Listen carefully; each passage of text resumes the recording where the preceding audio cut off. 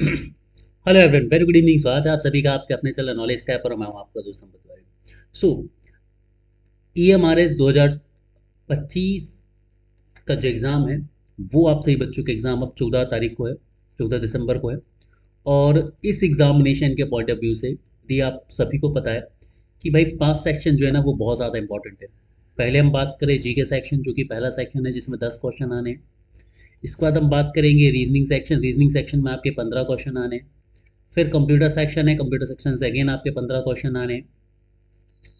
ठीक है। और बाकी के 30-30 क्वेश्चन आपके दो और सेक्शंस हैं, जिसमें आपका टीचिंग एप्टीट्यूड, और बाकी के जो 30 क्वेश्चन हैं वो आपके NEP और प्रैक्टिस बेस्ड टीचिंग टेक्निक से रिलेटेड हैं। तो इस तरह से आपका जो पेपर का बाइफरकेशन है वो होने वाला है। ठीक है। तो 100 क्वेश्चन आपके जनरली यहाँ पर एग्जाम में आने वाले हैं। क्लियर। अब मैं आपसे एक बता दूं कि नॉलेज स्काई पर हमने एक इनिशिएटिव लेकर आए, और इस इनिशिएटिव में हम आपको जीके, रीजनिंग को हम छोड़ देंगे, कंप्यूटर, टीचिंग एप्टीट्यूड और नेशनल एजुकेशन पॉलिसी और प्रैक्टिस बेस्ड टीचिंग टेक्निक पर हम आपके लिए एक स्पेशल PDF MCQ पैकेज लेकर आए हैं। और इस सभी में सेपरेट PDF आपके लिए अवेलेबल करा दी गई हैं। और यहाँ पर हम आपको 500 क्वेश्चन जो है वो हर एक सब्जेक्ट के अवेलेबल कराने वाले हैं, यानी कि जीके, कंप्यूटर, टीचिंग एप्टीट्यूड और NEP plus practice based teaching technique से रिलेटेड। तो ये 500 क्वेश्चन हर एक सब्जेक्ट से मिलने वाले हैं आपको। यदि आप ये क्वेश्चंस कर लेते हैं तो फॉर श्योर कि भाई आप एग्ज़ाम के बहुत करीब पहुंच जाएंगे। और ये श्योर है कि भाई जो क्वेश्चंस है ना आपको वो इसके बाहर नहीं देखने मिलने वाले। क्लियर। तो यदि आपको इस PDF को, सारे के सारे PDF को एक्सेस करना है, तो आपको नॉलेज स्काई की ऑफिशियल एप्लीकेशन को डाउनलोड करना होगा, जिसकी लिंक आपको डिस्क्रिप्शन बॉक्स में देखने को मिल जाएगी। जिसकी लिंक आपको डिस्क्रिप्शन बॉक्स में दोस्तों देखने को मिल जाएगी। तो आप वहां से जाकर हमारे एप्लीकेशन को डाउनलोड कीजिए और अपनी प्रिपरेशन को बूस्ट अप दीजिए। आज इस सीरीज में पहला डेमो लेक्चर, और हम शुरुआत करने वाले हैं कंप्यूटर से। कंप्यूटर में दोस्तों 15 क्वेश्चन आने वाले हैं, और ये 15 क्वेश्चन एक आसान और स्कोरिंग जोन होगा। लेकिन इसके लिए ज़रूरी है कि आप सही रणनीति, सही क्वेश्चंस को तैयार करें। तो हमने जो PDF तैयार करी है, इसमें मैं आपको 500 क्वेश्चन अवेलेबल कराने वाला हूं कंप्यूटर के। ठीक है। हालांकि 500 क्वेश्चन आपको सभी सब्जेक्ट के मिलने वाले हैं। तो इसमें हम सबसे पहले आज बात करने वाले हैं कंप्यूटर के 500 क्वेश्चन पर। तो कंप्यूटर के 500 क्वेश्चन की यदि मैं बात करूँ तो इंट्रोडक्शन टू कंप्यूटर, यहाँ पर आपको 50 क्वेश्चन मिलने वाले हैं। कंप्यूटर आर्किटेक्चर पर 50 question, computer hardware, computer memory, data representation, computer software, operating system, programming concept, Microsoft Windows, Microsoft office, database concept, data communication, internet and it's server, और computer security. ये सभी के सभी जो टॉपिक है आप यदि सिलेबस में देखेंगे, जो कि ICT है आपका, है ना, आई इंफॉर्मेशन कम्युनिकेशन टेक्नोलॉजी जो है, इंफॉर्मेशन कम्युनिकेशन टेक्नोलॉजी जो है आपका ICT, उसमें आपको देखने को दोस्तों यहाँ पर मिल जाएगा बहुत बढ़िया तरीके से। तो इसमें और साथ में आपको हम 5 प्रैक्टिस सेट देने वाले हैं। ठीक है। तो यदि आप इतना कर लेते हैं तो आप ये मान के चलिए कि 15 क्वेश्चन आपकी श्योर शॉट आपको बनने वाले, एक भी क्वेश्चन आपका नहीं छूटेगा। ठीक है। अब यहाँ पर हम बात करें इन PDFs को आपको कैसे अवेलेबल होंगी, तो ये PDF आपको एप्लीकेशन पर मिलेंगे। एप्लीकेशन आपको डाउनलोड कर लेना है। हर एक PDF को हमने केवल और केवल 99 रुपये में रखा हुआ है। ठीक है। ये रिवीजन पॉइंट ऑफ व्यू से बनाई गई है, और हर एक PDF केवल और केवल 99 रुपये में आपके पास अवेलेबल रहेगी, सिर्फ 99 रुपये में। तो आप चाहें तो 1, 2, 3, 4 इन चारों PDF को आप खरीद सकते हैं, जो कि आपके अराउंड 400 रुपये कॉस्ट करेंगे यदि आप सेपरेट खरीदते हैं। साथ ही इसका कॉम्बो भी हमने अवेलेबल करा दिया है। ठीक है। इसका हमने कॉम्बो भी आप सभी के लिए अवेलेबल करा दिया। और ये जो कॉम्बो है, इस कॉम्बो को हमने रखा हुआ है मात्र और मात्र 299 रुपये में। जी हाँ दोस्तों, तो यदि आप कॉम्बो खरीद लेते हैं तो चारों PDF आपको 299 रुपये में मिल जाएंगी। लेकिन आप चाहें तो सेपरेट सेपरेट भी आप डबल नाइन में 99 रुपये में मात्र जो है सिंगल सेपरेटली भी आप एक्सेस कर सकते हैं। ठीक है। सो चलिए स्टार्ट करते हैं। और आज का जो पहला टॉपिक है आपका, ये बेसिक कंप्यूटर है। आज के जो हम पहले 50 क्वेश्चन देखने वाले हैं, बेसिक कंप्यूटर के देखने वाले हैं। बेसिक कंप्यूटर के 50 क्वेश्चन हम देखने वाले हैं। क्लियर है। सो पहला क्वेश्चन है आपका, the word computer has been derived from. तो पहला क्वेश्चन ये है कि भाई जो कंप्यूटर वर्ड है इसको कहाँ से लिया गया था। कंप्यूटर शब्द जो है इसको कहाँ से लिया गया था, तो इसको लैटिन वर्ड से लिया गया था। किससे लिया गया था? लैटिन वर्ड से लिया गया था। अगला क्वेश्चन है, input, output and processing device grouped together represents what. यानी कि जो इनपुट है, आउटपुट है और जो प्रोसेसिंग डिवाइस होती है, जब ये एक साथ आ जाती है तो इनको क्या कहा जाता है? तो इनको हम क्या कहते हैं? इंफॉर्मेशन प्रोसेसिंग साइकिल कहते हैं, सर्किट बोर्ड कहते हैं, कंप्यूटर सिस्टम कहते हैं। ठीक है, क्या कहा जाता है इसे? तो सेकंड क्वेश्चन का जो करेक्ट आंसर है, इसे कंप्यूटर सिस्टम कहा जाता है। क्लियर है? अगला क्वेश्चन है, which of the following is the correct order of 4 major function of computer? यानी कंप्यूटर के जो 4 प्रमुख कार्य हैं उनका सही ऑर्डर क्या है, जो यहाँ पर आपको दिया हुआ है उसमें से। यहाँ पर आपको जो दिया हुआ है उसमें से सही ऑर्डर क्या है कंप्यूटर के प्रमुख कार्यों का। ठीक है, अब यहाँ पर हम प्रमुख कार्य देखें तो हमें क्या देखने को मिल रहा है? प्रमुख कार्य, इसको थोड़ा सा और जूम कर लेंगे ताकि आप लोग बढ़िया तरीके से पढ़ पाए, समझ पाए इसे। ठीक है दोस्तों, ठीक है। तो यहाँ पर हम देखें 4 प्रमुख कार्य कौन कौन से भाई? इनपुट, आउटपुट, प्रोसेस और स्टोरेज। ठीक है, तो तीसरे क्वेश्चन के करेक्ट आंसर की यदि मैं बात करूँ तो सबसे पहले इनपुट दिया जाएगा, इनपुट प्रोसेस होगा, प्रोसेस के बाद आउटपुट बनेगा और उस आउटपुट को स्टोर किया जाएगा और प्रिंट या दिखाया जाएगा, जो भी किया जाएगा। तो डी इसका बिल्कुल करेक्ट आंसर होगा। क्वेश्चन नंबर 4 की तरफ हम चलते हैं। क्वेश्चन नंबर 4 है, collecting the data and converting it into information is called. मतलब डेटा को कलेक्ट करना और उसको इन्फॉर्मेशन में, सूचना में बदलना क्या कहलाता है? ठीक है, तो ये कहलाता है दोस्तों आपका प्रोसेसिंग। ठीक है, क्या कहलाता है? ये प्रोसेसिंग कहलाता है कि सूचना को एकत्रित करना और उसे इंफॉर्मेशन में बदल देना। अगला क्वेश्चन है question number 5, computer can not perform. Computer इनमें से किस काम को नहीं कर सकता है भाई? तो कंप्यूटर सोच नहीं सकता है, और अब हालांकि एआई के ज़माने में कंप्यूटर सोच भी पा रहा है ना? तो अभी तो ये तीनों ठीक है, लेकिन एआई के ज़माने में तो अब कंप्यूटर सोचने भी लगा है, तो ये भी हमें याद रखना है। अगले क्वेश्चन की तरफ हम चलते हैं, नेक्स्ट क्वेश्चन नंबर 6 की तरफ। The computer can not perform which of the following function. इनमें से कंप्यूटर कौन सा फंक्शन जो वो परफॉर्म नहीं कर सकता भाई? एडिशन कर सकता है, सब्ट्रैक्शन कर सकता है, डिवीजन कर सकता है, लेकिन आपके लिए केक नहीं पका सकता। अब आपको बता दूं, एआई अब केक भी पकाने लगेगा, डोंट वरी। ठीक है, तो ये सारी चीज़ें अब गलत हो जाएंगी आप भविष्य में जाकर। अगला क्वेश्चन है question number 7, part number, description and number of ports ordered are example of. ठीक है, क्या बोला गया? पार्ट नंबर, डिस्क्रिप्शन और पार्ट्स, ये किससे जुड़ी हुई चीज़ें हैं? 7वें क्वेश्चन की हम बात करें तो ये हमारे प्रोसेसिंग से जुड़ी हुई चीज़ें हैं कंप्यूटर की। ठीक है, अगला क्वेश्चन है, बेनिफिट ऑफ कंप्यूटर। कंप्यूटर के बेनिफिट क्या क्या हैं, लाभ क्या क्या हैं? वेरी फास्ट, बहुत तेज होता है, स्टोर कर सकता है, यूज इन्फॉर्मेशन को, बिल्कुल बड़ी डेटा को स्टोर कर सकता है, प्रोवाइड एक्यूरेट आउटपुट, बिल्कुल, थिंक अबाउट द प्रोसेसिंग, और प्रोसेसिंग के बारे में सोचता है। ठीक है, तो 8वें क्वेश्चन की यदि मैं बात करूँ तो इसका करेक्ट आंसर है कि भाई ये केवल एक काम करेगा।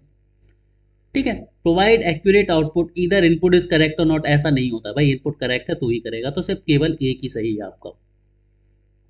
ठीक है, और ये रैंडम क्वेश्चंस नहीं है दोस्तों, ये क्वेश्चंस आप देख रहे हैं किसी ना किसी एग्जामिनेशन में आए हैं। ठीक है, तो आपको वो सारे क्वेश्चंस कराया जाए ना जो कंप्यूटर के स्टैंडर्ड क्वेश्चन है और कहीं ना कहीं आए हैं, और यदि आप इनको करके जाते हैं आपको कंप्यूटर का एक भी क्वेश्चन नहीं छूटेगा, गारंटीड है ये आपके लिए। आगे बढ़ते हैं, क्वेश्चन नंबर 9 है, collection of unprocessed item is. Unprocessed item के कलेक्शन को हम क्या कहते हैं? तो इसको हम बोलते हैं क्या? डेटा बोलते हैं, और जब इसको प्रोसेस कर दिया जाता है तो इसको हम इंफॉर्मेशन बोलने लगते हैं। अनप्रोसेस्ड डेटा, प्रोसेस्ड इंफॉर्मेशन, याद रखना है 9th क्वेश्चन। क्वेश्चन नंबर 10 है, which among the following cycle consist of an input, processing, output and storage as its constituent. तो भाई इनमें से किस में इनपुट होता है, प्रोसेसिंग होती है और आउटपुट होती है? ये सब किस में होता है? ठीक है, ये सब किस में होता है कंबाइंडली, हमें बताओ बच्चों आप। तो 10वें क्वेश्चन का करेक्ट आंसर क्या हो जाएगा आपका? डेटा। डेटा को इनपुट किया जाता है, प्रोसेस किया जाता है और आउटपुट दिया जाता है डेटा के बेस पर। ठीक है, अगला क्वेश्चन है, blank is data that has been organised and presented in a meaningful fashion. क्या बोला गया है? जब डेटा को ऑर्गेनाइज कर लिया जाता है और मीनिंगफुल फैशन में, मतलब मतलबी तरीके से, जिसका कुछ मतलब निकले, इस तरीके से प्रेजेंट किया जाता है, तो इसे हम क्या बोलते हैं? ठीक है, इसे हम क्या बोलने लगते हैं? तो इंफॉर्मेशन बोलने लगते हैं। चौथा जो है वो क्वेश्चन नंबर 11 का सही होगा। ठीक है, चौथा जो है वो क्वेश्चन नंबर 11 का सही होगा। क्वेश्चन नंबर 12 की तरफ हम चलते हैं, डेटा और information use to run the computer is called.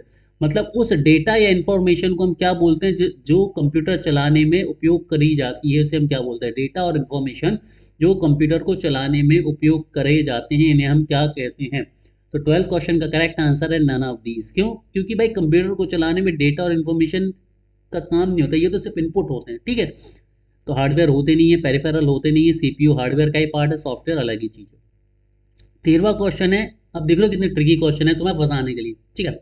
अगला क्वेश्चन है the step and tasks needed to process data such as response to question और clicking an icon is called. क्या कहा जाता है इसे, क्या कहा जाता है कि जो स्टेप या जो टास्क करे जाते हैं डेटा को प्रोसेस करने के लिए, ठीक है, उसको हम क्या कहते हैं। क्वेश्चन नंबर 13 की हम बात करें, इसका करेक्ट आंसर है इंस्ट्रक्शंस कहा जाता है, सेट ऑफ इंस्ट्रक्शन, इंस्ट्रक्शन या फिर सेट ऑफ इंस्ट्रक्शन, समूह इंस्ट्रक्शंस का, ठीक है, ये याद रखना है सभी को। नेक्स्ट क्वेश्चन पर चलते हैं हम। क्वेश्चन नंबर 14 है द अर्लीस्ट कैलकुलेटिंग डिवाइसेस, मतलब सबसे पहली कैलकुलेटिंग डिवाइस, गणना करने वाली मशीन कौन सी थी, ठीक है, कौन सी थी। तो हम सभी को पता है इसका जो करेक्ट आंसर है 14वें का, वो है ऑप्शन नंबर 2 अबेकस। अबेकस के बाद डिफरेंस इंजन, डिफरेंस इंजन के बाद एनालिटिकल इंजन, ठीक है, ये याद रखना, नंबर 1, नंबर 2 और नंबर 3। अगला क्वेश्चन है अबेकस कैन परफॉर्म। अबेकस क्या कर सकता था, एडिशन कर सकता था, सब्ट्रैक्शन कर सकता था, मल्टीप्लिकेशन कर सकता था, या एक और दो दोनों कर सकता था। तो 15वें क्वेश्चन का जो करेक्ट आंसर होगा वो होगा ऑप्शन नंबर डी, यानी कि 4, यानी कि एक और दो। वो एडिशन कर सकता था, सब्ट्रैक्शन कर सकता था, मल्टीप्लिकेशन वो नहीं कर सकता था। क्लियर है सर, क्लियर है। 21वें क्वेश्चन की तरफ हम चलते हैं। अगला क्वेश्चन है क्वेश्चन नंबर 21, ठीक है। ये कुछ क्वेश्चन क्रॉप हो गए मेरे हिसाब से, 15 के बाद 21 आ गया, 5 क्वेश्चन शायद क्रॉप हो गए, चलिए ठीक है, उसको देखते हैं अभी अपन बाद में। 21वां क्वेश्चन है the analytical engine developed during first generation of computer is used blank as a memory unit. क्या बोला गया है कि जो, अब देखो दो चीज़ें क्लियर हो गई कि एनालिटिकल इंजन जो थे वो आपकी फर्स्ट जनरेशन के कंप्यूटर्स कहलाते हैं, ठीक है, तो एक चीज़ तो आपकी ये क्लियर हो गई। तो जो एनालिटिकल इंजन आए थे फर्स्ट जनरेशन में, वो किस चीज को मेमोरी के लिए उपयोग करते थे, रैम को, कार्ड्स को, फ्लॉपीज को, या फिर काउंटर व्हील्स को, ठीक है। तो 21वें क्वेश्चन का करेक्ट आंसर है काउंटर व्हील्स इनमें उपयोग किए जाते थे। तो याद रखना ये तीनों के तीनों मॉडर्न एरा में यूज होने वाली डिवाइसेस हैं, है ना, आधुनिक युग में उपयोग होने वाली डिवाइसेस थी ये हमारी, ठीक है। लेकिन जनरेशन 1 की यदि हम बात करें, फर्स्ट जनरेशन की हम बात करें, तो काउंटर व्हील्स जो है वो उपयोग किए जाते थे मेमोरी को स्टोर करने में।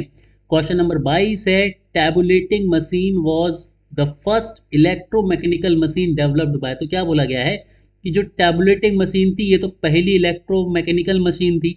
अब इसे बनाया किसने था, हरमन ने बनाया था, ब्लेज पास्कल ने बनाया था, हार्वर्ड एकिन ने बनाया था, या फिर जॉन नेपियर ने बनाया था।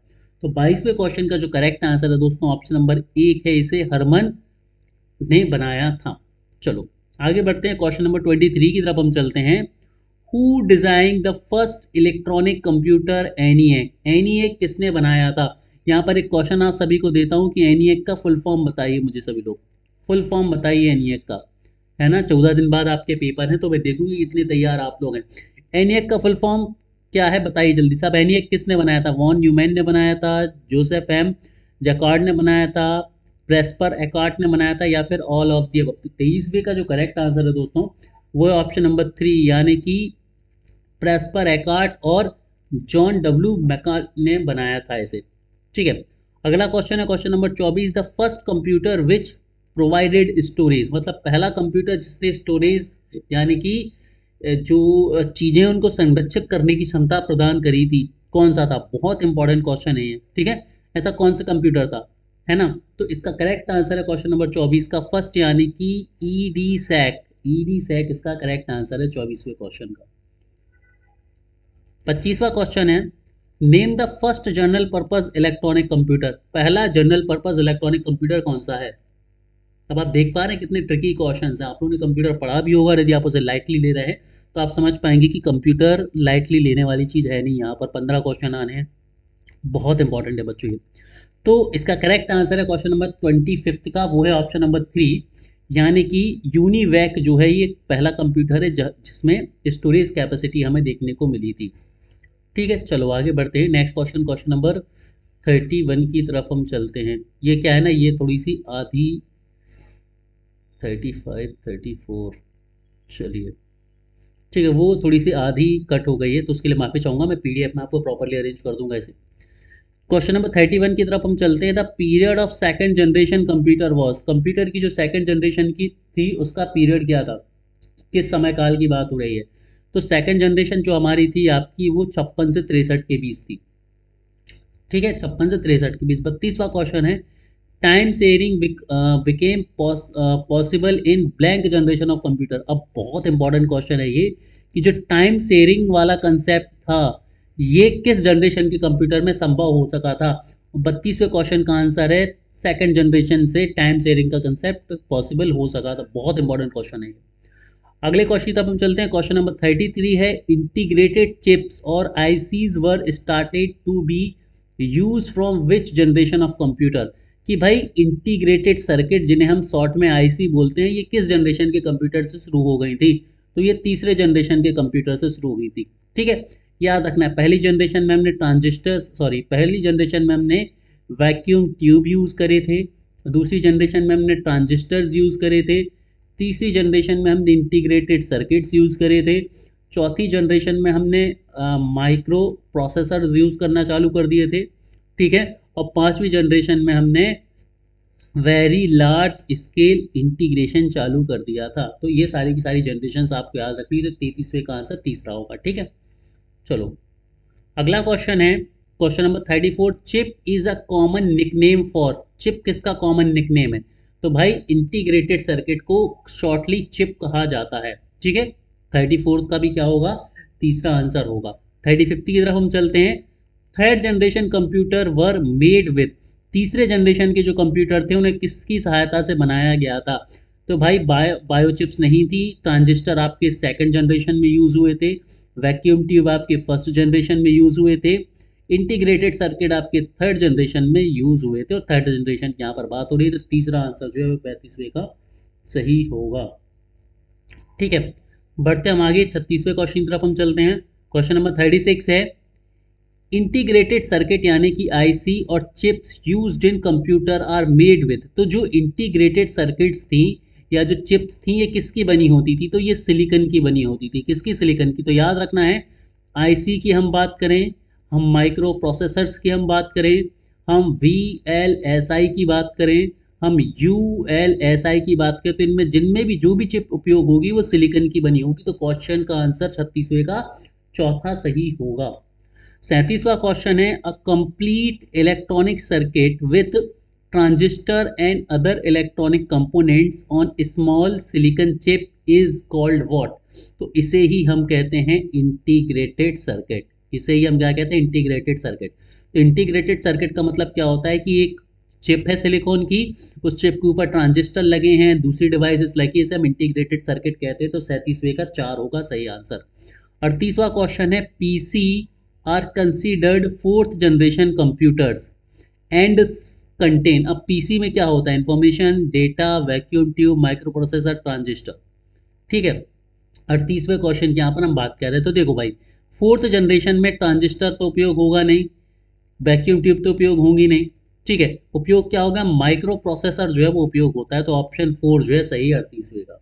ठीक है, चलो 39वें की तरफ हम चलते हैं। Artificial intelligence is an example of, यानी कि एआई पर आपका क्वेश्चन आ गया अभी। जैसे जैसे हम आगे बढ़ेंगे ना तो इसी तरह की वैरायटी ऑफ क्वेश्चंस आपको मिलते चलेंगे। आर्टिफिशियल इंटेलिजेंस तो भाई पहली जनरेशन में तो पॉसिबल नहीं, दूसरी भी नहीं, तीसरी भी नहीं, चौथी भी नहीं, पांचवा सही है। ठीक है, फिफ्थ जनरेशन या जो कि हमारी करेंट जनरेशन है, वर्तमान जनरेशन, वर्तमान पीढ़ी। ठीक है, करेंट जनरेशन वर्तमान पीढ़ी। First computer of India is, Bharat का पहला कंप्यूटर कौन सा है। ठीक है, तो 40वें क्वेश्चन के सही आंसर की यदि मैं बात करूं तो इसका जो करेक्ट आंसर ऑप्शन नंबर 2 है, यानी कि सिद्धार्थ। अब तो कई सारे बच्चे परम ठोक के आएंगे। याद रखना परम जो है वो भारत की सुपर कंप्यूटर सीरीज है और सिद्धार्थ जो है ये पहला जनरल पर्पस कंप्यूटर है। ठीक है, याद रखना है सभी को। चलिए चलते हैं क्वेश्चन नंबर 41 की तरफ।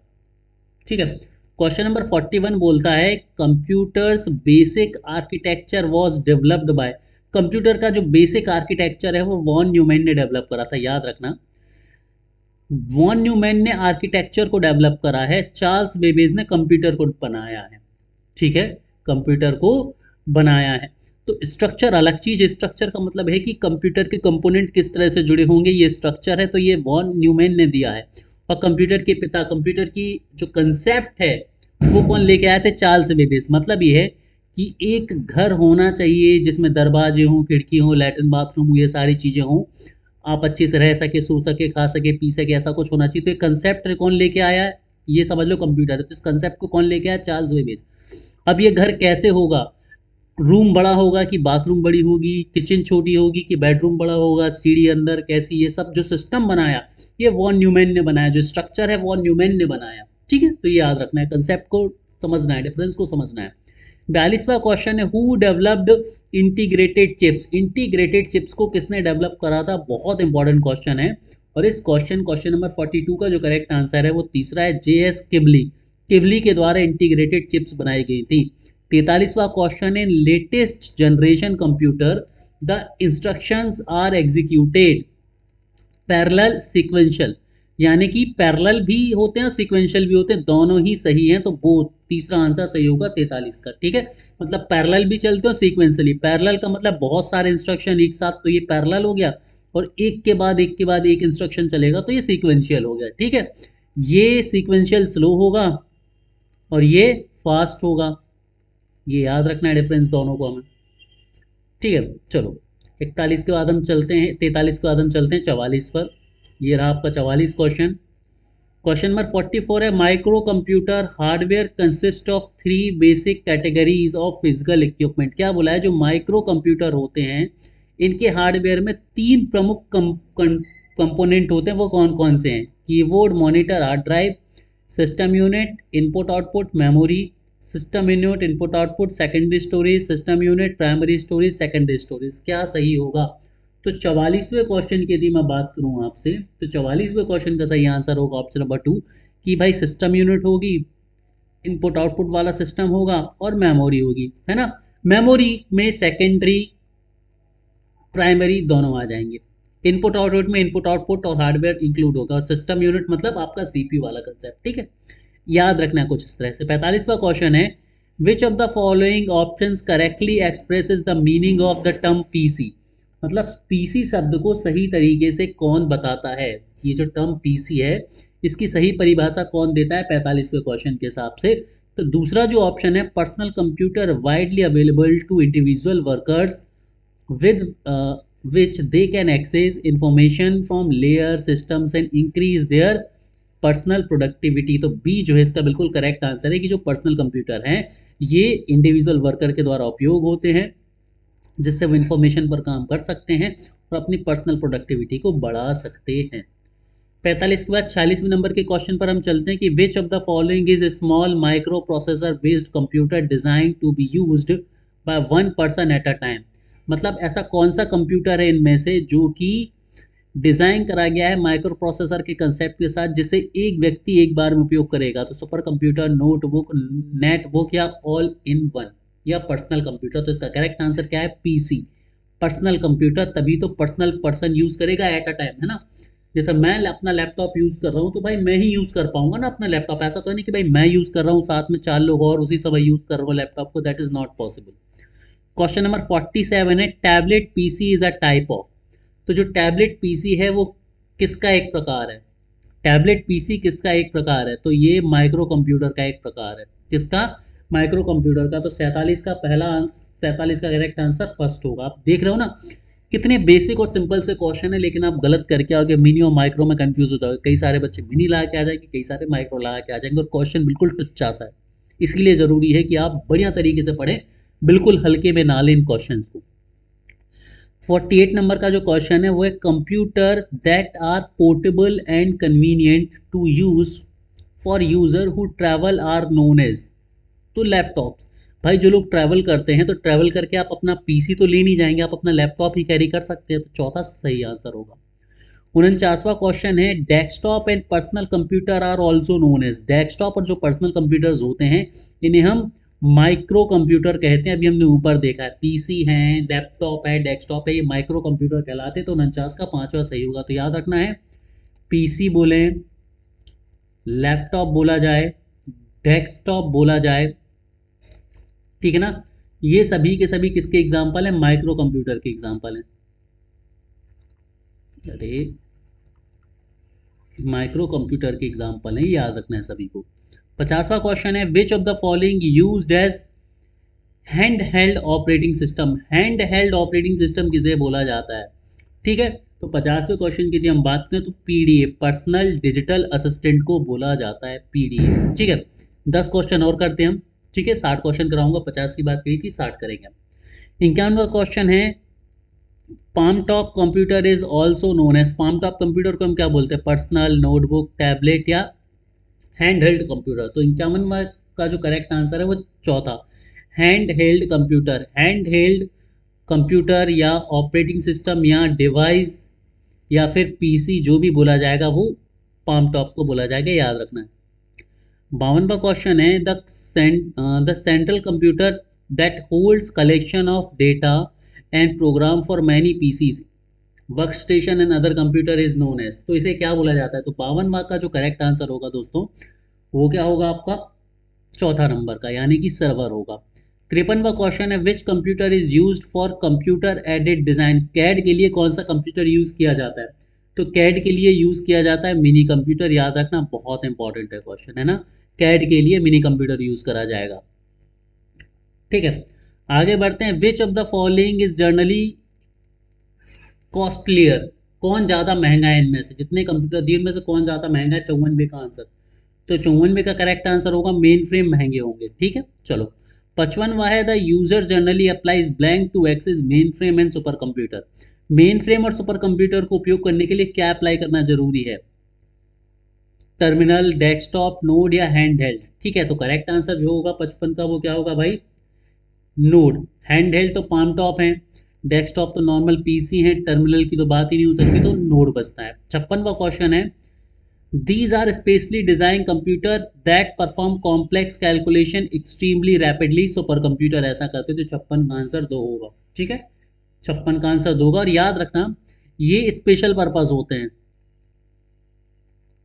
स्पेशल पर्पस कंप्यूटर, मतलब किसी प्रमुख कार्य के लिए बनाए जाते हैं, जैसे कि जो आपके रॉकेट साइंस होते हैं, या जहाँ पर रॉकेट को प्रक्षेपास्त्र किया जाता है ना, या फिर वेदर फोरकास्टिंग की बात होती है, जहाँ पर कॉम्प्लेक्स कैलकुलेशंस होनी होती है, वहाँ पर ही इनको यूज़ किया जाता है, और ये सिर्फ एक ही काम करते हैं।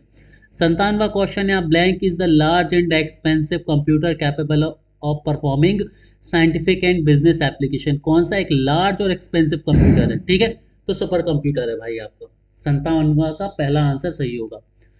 ये बहुत महंगे होते हैं और बड़ी बड़ी कैलकुलेशन को करते हैं। 58वां क्वेश्चन है, first super computer developed in India is परम। ठीक है, परम। 58 का जो सही आंसर होगा परम, भारत का पहला सुपर कंप्यूटर था, और अब तक सारी सुपर कंप्यूटर परम सीरीज से ही चल रहा है भारत में। Pratyush is a fastest super computer in the world. तो प्रत्यूष कौन सा नंबर का सबसे ज्यादा तेज सुपर कंप्यूटर है? 59वें क्वेश्चन की हम बात करें तो इसका करेक्ट आंसर है 4th। प्रत्यूष जो है वो चौथे नंबर का सबसे फास्टेस्ट सुपर कंप्यूटर है। 60वां है, Pratyush super computer is dedicated for. Pratyush super computer किस क्षेत्र में काम करता है? तो 60वें क्वेश्चन का आंसर है वेदर फोरकास्टिंग। मैंने क्या बोला? सुपर कंप्यूटर फास्ट जरूर होते हैं, लेकिन ये स्पेसिफिक टास्क करते हैं, मतलब इस पर ऐसा नहीं कि आप वेदर इन्फॉर्मेशन भी देख लें और गेम भी खेल लें, सॉन्ग भी सुन लें, नहीं, ये किसी स्पेशल कैलकुलेशन के लिए बनाए जाते हैं। 61वां है, which of the following is India's first multi पैटाफ्लॉप super computer. देखो पैटाफ्लॉप जो है ना, इसमें स्पीड नापी जाती है सुपर कंप्यूटर्स की, याद रखना है। तो इसमें से कौन सा है? तो देखो मैक्सिमम तो हमारे परम के नाम से ही है, प्रत्यूष भी हमारा एक है, और करेक्ट आंसर यदि हम बात करें 61 की, तो इसका करेक्ट आंसर ऑप्शन नंबर 2 है, यानी कि प्रत्यूष। Analog computer works on the supply of. जो एनालॉग कंप्यूटर है वो किसकी सप्लाई पर काम करते हैं? तो ये कंटिन्यूअस इलेक्ट्रिक पल्सेस की सप्लाई पर काम करते हैं, है ना। Seismograph is an example of. Seismograph इनमें से किसका उदाहरण है? ठीक है, तो 63 का सही आंसर होगा एनालॉग कंप्यूटर का एग्जाम। एनालॉग कंप्यूटर मतलब जो वोल्ट या मीटर या इस तरह के होते हैं ना, जो एनालॉग सिग्नल पे काम करते हैं। This computer work by calculating the binary digit. तो बाइनरी डिजिट यानी कि डिजिटल कंप्यूटर। ठीक है, और ये डिफरेंस याद रखना है, जो कंटिन्यूस इलेक्ट्रॉनिक पल्स पे चलते हैं वो एनालॉग, जो बाइनरी डिस्क पे चलते हैं वो बाइनरी, और जो दोनों तरह का काम कर लेते हैं, मतलब जो एनालॉग भी और बाइनरी भी, इन्हें हाइब्रिड कहा जाता है। ठीक है, याद रखना है। Choose the odd one out. Odd one यानी कि जो इनमें से अलग हो उसे चूज करो। Micro computer, mini computer, super computer, digital computer, notebook computer. ठीक है, तो इसमें अलग चूज करना है हमें 65वें क्वेश्चन में। तो 65वें क्वेश्चन की यदि हम बात करेंगे तो 65वें क्वेश्चन को हम देखेंगे कि भाई इसमें जो डिजिटल कंप्यूटर है ये एक कंप्यूटर का टाइप नहीं है, या ये टाइप कैसा है, ये किस तरह का सिग्नलिंग को एक्सेप्ट करते हैं उसके बेसिस पर डिजिटल और एनालॉग होते हैं। और बाकी के जो सारे के सारे जो कंप्यूटर है ना, ये डिजिटल कंप्यूटर के एग्जाम्पल है, ठीक है, ये याद रखना है। Hybrid computer is on having combined properties of, क्या बोला गया, हाइब्रिड कंप्यूटर में किसकी कंबाइंड प्रॉपर्टी होती है, तो मैंने क्या बताया भाई, एनालॉग और डिजिटल दोनों की प्रॉपर्टी है, तो वो हाइब्रिड कहलाएगा। 67वां क्वेश्चन है, best type of computer are used in hospital like EGC and dialysis, ECG और डायलिसिस सिग्नल्स पे काम कर रहे हैं, इसीलिए कैसा है भाई, डिजिटल है, एनालॉग है, हाइब्रिड है, कैसा है। तो 67वें क्वेश्चन की यदि मैं बात करूँ तो इसका करेक्ट आंसर क्या होगा, हाइब्रिड है। क्यों, क्यों, सुनो, काम तो ये कर रहे हैं भाई, एनालॉग सिग्नल को कैच कर रहे हैं तो एनालॉग है, लेकिन डिजिटली ये हमें रिप्रेजेंट कर रहे हैं, इसीलिए हाइब्रिड है, ये दोनों कंसेप्ट को यूज कर रहे हैं। General purpose computers are used for, general purpose किसके लिए यूज होते हैं, स्मॉल बिजनेस के लिए, परफॉर्म कैलकुलेशन, अकाउंटिंग, सभी के लिए यूज होते हैं, तो डी सही है, ठीक है। अगला क्वेश्चन है तुम्हारा 69 नंबर का क्वेश्चन है कि what is not the example of special purpose computer, special purpose computer का इनमें से कौन सा एक एग्जांपल नहीं है, ठीक है। 69 क्वेश्चन की यदि मैं बात करूँ तो इसका करेक्ट आंसर ऑप्शन नंबर 2 होगा, वर्ड प्रोसेसर, ठीक है, वर्ड प्रोसेसर, बाकी ये सारे के सारे जनरल पर्पस। क्वेश्चन नंबर 70 की तरफ हम चलते हैं। Which type of computer is used in automatic aircraft landing, automatic aircraft landing में कौन से कंप्यूटर यूज होते हैं, तो 70वें क्वेश्चन का सही आंसर है स्पेशल पर्पस कंप्यूटर, ठीक है। 71वें क्वेश्चन की तरफ हम चलते हैं। 71 नंबर का क्वेश्चन है कि which of the following is the smallest and fastest computer imitating brain working, तो कौन है भाई इनमें से, 71 का करेक्ट आंसर है ऑप्शन नंबर 2, क्वांटम कंप्यूटर, और सुपर इंपॉर्टेंट क्वेश्चन है मेरे प्यारे बच्चे, ठीक है। चलो क्वेश्चन नंबर 72 की तरफ हम चलते हैं। क्वेश्चन नंबर 72 है, in which of the following computer are used, banking में यूज होते हैं, ऑफिस में यूज होते हैं, एजुकेशन में, तो ऑल ऑफ द अबव। 73वां क्वेश्चन है, it is the science that attempt to produce machine that display the same type of intelligence that human, इसे हम क्या बोलते हैं, आर्टिफिशियल इंटेलिजेंस, मतलब जिसमें ह्यूमन की तरह, इंसानों की तरह इंटेलिजेंस है, योग्यता है, उसे हम आर्टिफिशियल इंटेलिजेंस बोलते हैं। और आज का last but not the least question, which of the following deals with the design, construction, operation and use of robot, ठीक है, तो कौन है भाई, artificial intelligence, robotics, nano computer या फिर क्वांटम कंप्यूटर। 74वें क्वेश्चन का करेक्ट आंसर रोबोटिक्स, क्योंकि रोबोट्स की बात हो रही है, ठीक है। तो अब देखो दोस्तों, यहाँ पर आपके ये क्वेश्चंस हो गए, मैंने आपको 74 क्वेश्चंस करा दिए, ठीक है। तो आपके EMRS के पेपर के लिए मैं 500 क्वेश्चन दे रहा हूँ कंप्यूटर के, और यदि ये 500 क्वेश्चन आपने रट लिए तो आपके 15 क्वेश्चन EMRS में किसी ने नहीं लिए। इस PDF को डाउनलोड करने के लिए आपको हमारी एप्लीकेशन को डाउनलोड करना है। एप्लीकेशन की लिंक आपको डिस्क्रिप्शन बॉक्स में मिल जाएगी, और वहाँ पर आप जाएंगे तो आप सेपरेटली 1 बाय 1 PDF डाउनलोड कर सकते हैं। हर एक PDF सिर्फ 99 रुपये में मिलेगी आपको, या आप चाहें तो कॉम्बो डाउनलोड कर सकते हैं, बाय कर सकते हैं सिर्फ और सिर्फ 299 रुपये में, चॉइस आपकी है, ठीक है। 299 में 4 सब्जेक्ट, 99 इंटू 4 तो लगभग 400 रुपये में 4 सब्जेक्ट, चॉइस आपकी है, आप जिस भी को भी चाहें एक्सेस कर सकते हैं। Have a great day everyone, पढ़ते रहिए, आगे बढ़ते रहिए और हमें फॉलो करते रहिए।